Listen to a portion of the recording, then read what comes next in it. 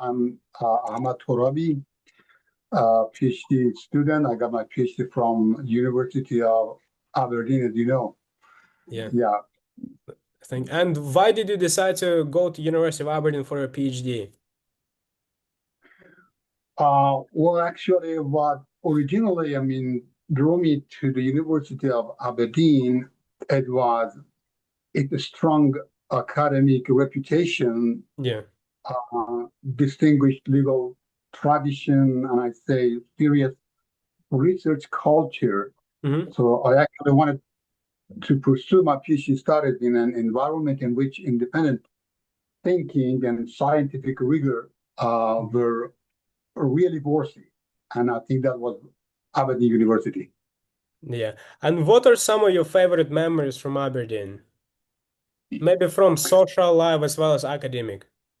Yeah, actually, I would say that my experience there, um, um, this, most of all, it was um, there significantly shaped my legal thinking. Yeah.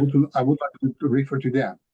And one of the most important, early milestones was defending my PhD research proposal. If I want to say something very important, it was very important for me Yeah. because at that stage, actually, a PhD candidate must demonstrate that the chosen topic addresses a real challenge and it's worthy to be academic research. So the first challenge for any PhD student is that to choose a very specific proposal, challenging proposal, and to demonstrate it. So after 6 months, you have a representation about your PhD Hmm. topic. And in that event, you will see many professors and many students, they have come to challenge you. First, you think that okay, it's a little bit. You have stress, but actually, they are challenging you, and you can understand exactly your topic will work or will not work. Hmm. The process taught me how to think critically because Yeah. they criticize you, they Hmm. challenge you, and refine arguments and approach a legal problems with originality. Hmm. And I would say that overall, Aberdeen University helped me uh, understand that the law is not only about rules. Hmm. It's not only about the precedents. It's about reasoning. It's about arguing. It's about inquiry. It's about contributing new ideas to the development of legal thinking, legal Hmm. thought. So it's going to be important. You do not look at the law Hmm. only about the law. You're not talking about the law. You're not talking about the rules, only about the rules. You can consider all aspects about that rule, all aspects about that law. Hmm. So Interesting. that's what I understood from University of Aberdeen, and this was, that event that I mentioned, how to criticize yourself, how to defend yourself, how to present yourself, how to present your topic. That that's Hmm. going to be very important for every PhD student Hmm. when entering to the University of Aberdeen. At least in Aberdeen University, I taught this very well. Interesting. And before you became a student, why did you decide to go into to study law? What drew you? What interested you in the legal field in the first Well, place? actually, I think, let me tell you something. If I born again, I choose law again. Hmm. Why? Because actually, all issues in the world, if you see all issues in the world I see now, are related to law. If you want to say something in medicine, if you want to say something in health, if you want to say something in industry, if you want to say something in agriculture, every point of the world is related to law. So you have to understand exactly what the law says in Hmm. that point. For example, if you want to say something about agriculture, okay, agriculture is good. Hmm. Agriculture brings us fruits, brings us food. But when do you want to study about them, you have to understand what the law says about how to plant Hmm. seeds in the earth, how to get produce from them, and how to produce, how to get fruits from them, how to produce, how you Hmm. can have a refinery, how you can have some industries alongside agriculture field. So you see that every point of that is about the law. And if you want to say something about anything in the world, you have to refer to law. Let me give you a very clear example. Now we are talking about our interview. Okay, that's we have an interview. You're gonna publish this interview on the website. You have to consider some laws about how to publish this interview in the website on the website.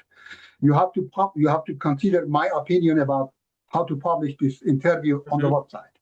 You have to consider my view how to publish or how not to publish it. Yeah. You're a student in Aberdeen University. You have to consider some laws about how to regulate your behavior in the class, out of the class, in the campus, and out of it. So if you want to know everything about your lifestyle, your living, you have to refer to the law. Hmm. And that's what I'm really interested to the law. Not only about the law, pure law. I call it pure law, which is different from all aspects about the law. When we say law, it means that it is a statement, it is a sentence. Okay, that's it. That's okay. You wanna understand it. You're gonna read it and you read it. But if you want to understand exactly the law, you have to consider and you have to study all aspects of that law. When was it approved? What was the condition when it was approved? And for what it was approved? And what was the legislature idea when it was approved? And so on. So with those, with those considerations, with those studies, then you can understand the aim of law. So it's not only about reading the law, it's about understanding the law. I am distinguishing between knowing the law and understanding the law. These are different. But we may know the law, and many people know the law, but understanding the law is something else. Hmm. So, from I would say that when first of all, I wanted to study something else, medicine. But after a while, I understood that I'm not interested in medicine. I want to become a just study law. So I went to law school, and then I continued my studies in law in Aberdeen University. Hmm. Interesting. Interesting. And could you please tell us more about your time as an assistant professor at university? How was your experience there? Well, actually, when you become a professor in university, actually, you have to deal with the students. And deal with the students is gonna be very, very important because you have to always learn. Every day you go to the class, you learn something. Every day you go to a class, you learn something from the students. Hmm. You are a teacher, but you are not a teacher. You are a learner. Yeah. When you go to a class, you think that you are teaching. No, it's not true. You are learning from the student. Because what? Because anyway, I have seen that at least 10% of the students criticize you, try to challenge with you. Maybe 90% of them are silent, or they do not say something, or they are just in their own word. Okay, that's gonna be okay. But I have seen that 10% of them criticize you, Hmm. try to say something which is new, try to challenge you. And this challenge is going to work you. So, for example, I have seen that when I'm in the class, I say something about, for example, property law. I think this is only something about property law, and it's going to be okay. It's going to be, and I know all aspects of it. But when I go to the class and some students give me an idea, I think, see that there is something new. There's something new that I didn't think about it. So going to the class is not only for teaching. This is what I'm saying. Mhm. We are not only teachers. Exactly, we are students when we go to the class. We are like students, and we teach from the students. That's what I have learned from going to the class. It's not Mhm. only teaching to the students. You are going to teach them, but actually you are going to learn from them. Interesting. Interesting. And the This next, is my experience. This is, I Mhm. mean, this is the brief of my experience. That's very interesting and impressive. And what do you currently do? And what is Tesita Law LLC? Could you please tell us more about it? Yeah, actually, when I came here to California, when I was practicing as a lawyer in my country, I was a lawyer there, but I was doing arbitration and mediation. When I studied law, PhD student, I thought that there is another way. There is another way.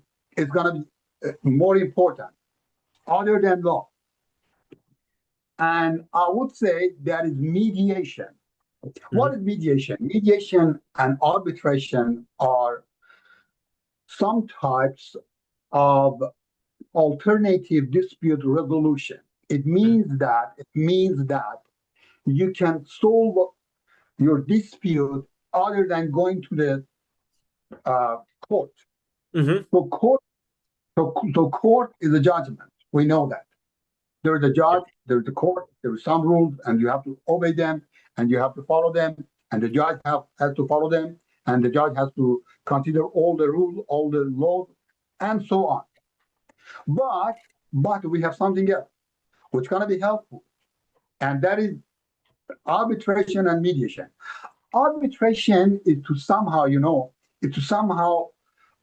similar to judgment to court. Mhm. It is a kind of judgment because anyway, arbitrator is a private judge. He makes the decision, and this decision is gonna be followed. It is an order. I mean, it's like a judgment. Mhm. So uh, we say arbitrator has judicial dignity, which means Yeah. that he or she is like a judge. He Mhm. gives order, he gives decision, and you have to follow it. Okay. After that, we reach to mediation. And what is mediation? Mediation means that you try to help to both parties to reach an agreement. Mhm. So they judge about themselves. You try to, because you as a mediator have to consider all aspects of the case, all legal aspects of the case, or um, other problems of the case. In the court, I would say something. What is different between mediation and judgment? If I want to say something to you, this is my opinion. At highest level, you see that there is divine justice. Divine justice means that we are living in this world, and everything we are seeing here is going to be divine justice. I Mhm. am born here, you are born there, I born in my country, you born in your country. That's not our choice. You know Ukrainian language, I know Farsi language, that's not my Mhm. choice. Anyway, I had that religion, you had that religion, this is not our choice. That was, I mean, something we call it divine justice. If Mhm. you are believer or you are not believer, I am. anyway, this is Yeah. natural. This is natural justice. We accept it or we don't accept it. Anyway, Mhm. it exists. Come a little bit down. The next process is I'm going to call it uh, a justice by judgment, a justice by judiciary system. This justice is enforced by judge, by courts. So it means that it is established based on law, based on rules. We have to follow rules. We have to follow, I mean, decisions from judgment. So if we have disputed, we go to the court, we go to the judge, and they decide about us, and we have to follow them. and we have to obey them. Okay. Mm-hmm. So it's gonna be art. I call it. This is my opinion. I call it artificial justice. Artificial Yeah. justice means that this kind of judgment, this kind of justice, is gonna be established. Is gonna be created by judge, not by us, by judge, according to the law. Mm-hmm. Okay, that's the second step. We go further. We find another justice. This kind of justice is created, is established by you. Mm-hmm. If you have a dispute with someone else, you do judgment, you do judge about yourself, how to settle it. Yeah. So when I have both parties uh, who are sitting on the table, who are sitting this side, this side, and this side. Okay, both of them try to weigh the pros and cons, try to exactly understand what advantages they have, what disadvantages they have. I try to Mm-hmm. explain for them. I try to understand them that okay, if you want to go back to the court, you can go back to the court, but probably these are difficulties in the Mm-hmm. way, and also see that when you go to the court, you will have some stress to exactly say, because some of them, when they go to the court, they have a stress to talk about something because the judge cut off their statement. The judge say, okay, stop, wait, and they have a stress to talk about something. Mm-hmm. But when they come to the mediation, they have no stress. I let them talk. I'll let them to speak about. They just want to empty themselves. Mm-hmm. So this kind of justice, more more than going to the court. I Mm-hmm. call it judgment by yourself. Then you settle, my friend. When you settle, it means that you have accepted a kind of judgment about yourself. You have judged yourself. When you accept to do this or not to do this, it means that you have accepted a judgment about yourself. Then you accept to pay this less than you owe or more than you owe anyway. It means that you have accepted judgment about yourself. You settle, I help you to settle, but it means that you have judged about yourself. So this is difference between mediation and going to the court. So I understood actually after coming to California. California is a state in the United States actually. The mediation is going to be expanded by the courts. The courts, in all the states, as far as I know, they are interested to let both parties go to mediation, even in some, for example, Mm-hmm. harassment cases. They send them to mediation because they think that okay, if they can solve the problem by mediation, that's going to be much better, not Yeah. to come to the judge. So when they come to the court, the judge ask them and try to encourage them go to mediation. And when they come to mediation, then it's our job to settle the case. And I explained to them exactly, okay, you want to go back to the court? You can go back to the court. But actually, if you go back to the court, these are advantages, these are disadvantages. So it's your choice. Mm-hmm. You can choose it. Wow, that's so interesting. And I have two more questions. And Yeah. what would be your advice for students who want to get into legal field, especially to succeed in arbitration and mediation? How to stand out and get this first job? Yeah, actually, for students who want to come to become to work in the field of arbitration and mediation, there are many. There are many fields that they can work. First of all, I would say that it's much better um, to be specialized in something in one field. For example, if they want to become to work in a sport law, first of all, you must be specialized in one field. Yeah. This can be important. For example, a sport law, commercial law, Mm-hmm. property law, real estate law, landlord and tenant law, and there are many fields, or criminal law as well. So first of all, you must get enough knowledge, expanded knowledge about one field of law. And I believe that it's better from the first point you choose it. What you want to become? You want to become a lawyer, that's going to be okay. You want to become an arbitrator, that's going to be okay. You want to become a mediator, I mean, as well as you may be a lawyer, as well as mediator, as well as arbitrator. It's okay, I understand that. But the most important thing is that stage, from the first stage, you have to choose exactly what you want to be, and in which field you want to become expertise in property law, in contract law, and others. Yeah. I actually, from the first time, I actually wanted to choose exactly contract law. So my expertise is contract law, but I expanded my knowledge in other areas and other things.